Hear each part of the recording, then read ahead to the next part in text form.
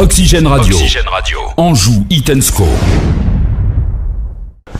Avant d'affronter l'US Moulironèse en Coupe de France, le 7e tour, c'est un club de DRH. C'est quoi l'objectif? C'est la victoire, mais il n'y a rien d'autre.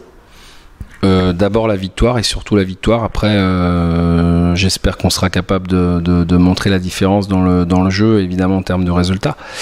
Mais je le dis toujours, malheureusement, on ne retire jamais grand-chose de ces confrontations. On a tout à perdre. Voilà, c'est les matchs où on a un peu plus la pression parce que tout le monde attend qu'on gagne et c'est normal. Mais en plus, on attend qu'on gagne avec la manière et avec la différence au niveau du score. Donc voilà, maintenant, moi, ce qui m'importe, c'est que le match soit joué par une équipe d'IFSCO qui, j'espère, sera sérieuse et ambitieuse.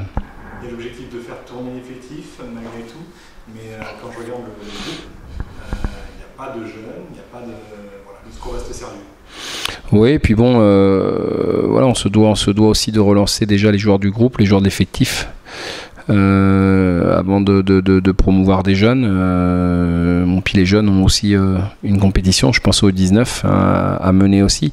Non, il est d'abord important de faire confiance aux joueurs du groupe, et donc c'est pour ça que certains vont intégrer ce groupe. Et puis d'autres vont souffler un petit peu, certains par obligation. Je pense à Yari et Yatara qui ont des petits soucis de santé, pas méchants, mais on va pas prendre de risques. Et puis Romain Thomas et Vincent Manceau qui vont être mis au repos complet. Donc ça donnera l'occasion et l'opportunité à d'autres joueurs qui ont été peu utilisés ces derniers temps de se montrer.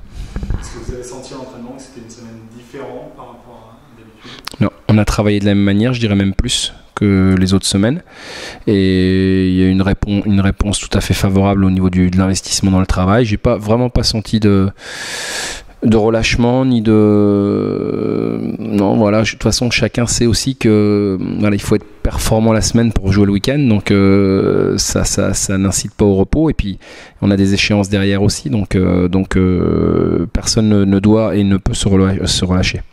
Est-ce que quand on affronte un club de DRH, est-ce qu'on le prépare de la même façon? C'est-à-dire, il n'y a pas de vidéo, il n'y a rien.